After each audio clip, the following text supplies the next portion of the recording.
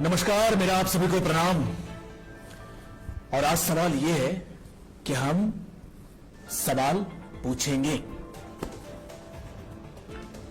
क्योंकि अक्सर आपने देखा होगा जितनी भी पॉलिटिकल पार्टियां हैं वो सवाल बहुत पूछते हैं, खास करके उनको जो संवैधानिक संस्थाएं हैं। और जब उनसे बोला जाए, पूछा जाए कि भैया आप ये क्यों कह रहे हैं, तो उनका एक सीधा सरल एजेंडा होता है। उस सवाल का जवाब ये होता है कि हमें तो जी संविधान ने हक दे रखा है, हम लोकतंत्र में रहते हैं, हम एक लोकतांत्रिक देश है और संविधान ने हमें यह हक दे रखा है कि हम तो सवाल पूछेंगे। तो हमने सोचा क्यों ना हम भी अपना जो हमें हक मिला है उसका फायदा उठा लें। और मेरा सवाल इन सारे पॉलिटिकल पार्टियों से है, और सवाल यह है कि क्या चुनाव आयोग के निष्पक्षता के ऊपर सवाल खड़ा करना, क्या यह जायज है, क्या यह सही है?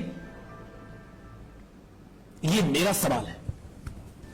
यह पीला मीडिया ग्रुप आपसे यह सवाल पूछता है। जिस लोकतंत्र की आप दुहाई देते हैं, जिस संविधान की आप दुहाई देते हैं, उसी संविधान की संघीय ढांचा को आप तार तार करते हैं, दागदार करते हैं। आपने अक्सर देखा होगा जब भी देश के अंदर कोई चुनाव होता है और चुनाव में कोई पार्टियां अगर हार जाती है तो उनका सिर्फ एक ही सबसे प्रबल और मजबूत जो हारने का रीजन होता है वो होता है चुनाव आयोग।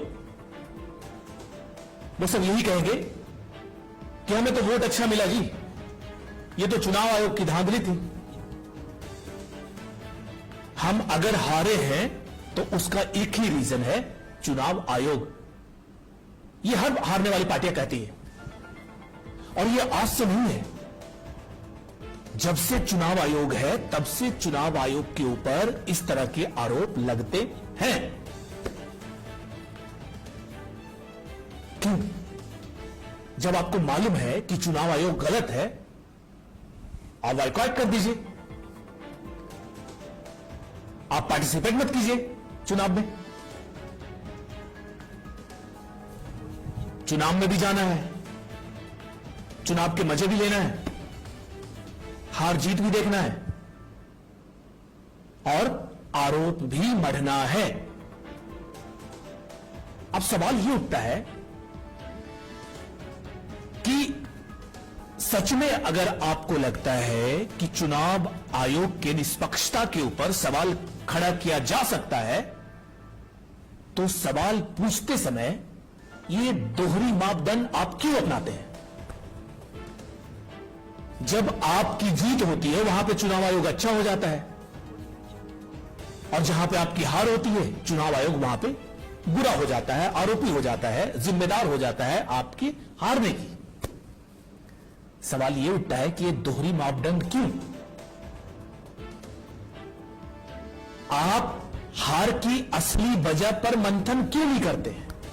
आप सीधा सीधा ये क्यों नहीं कहते कि जनता ने हमें स्वीकारा नहीं जी, जनता ने हमें अस्वीकार कर दिया, जनता नहीं चाहती है कि हम आए, क्योंकि हम जनता के किए हुए वादों को पूरा नहीं कर पाए, हम जनता से संवाद करने में विफल रहे। पर आपको क्या करना है? सवाल किस पे खड़ा करना है?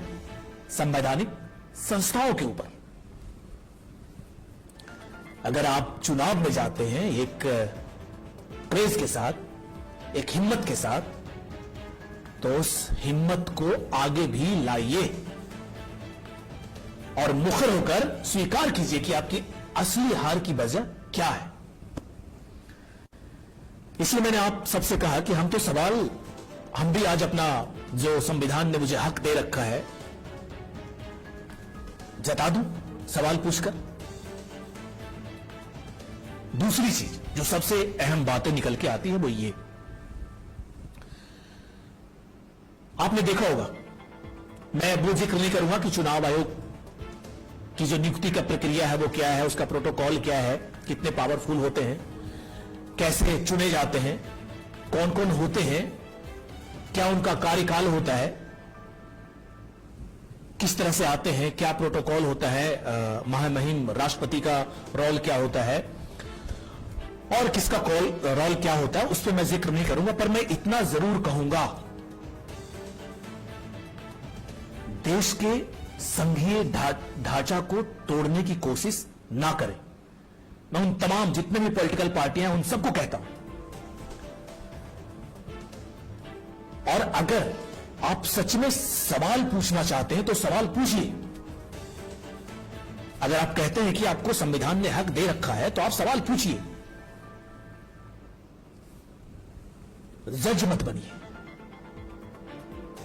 फैसला मत सुनाइए कि यह गलत है, यह आरोपी है और इसके कारण यह हुआ।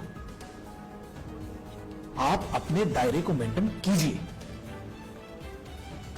और आरोप मढ़ने से पहले खुद के बारे में आकलन कर लीजिए कि आप पूछ क्या रहे हैं, आप बोल क्या रहे हैं। इसलिए चुनाव आयोग के निष्पक्षता के ऊपर सवाल खड़ा करना बंद कीजिए। और मेरा सवाल यही था कि क्या चुनाव आयोग के निष्पक्षता के ऊपर सवाल खड़ा करना जायज है?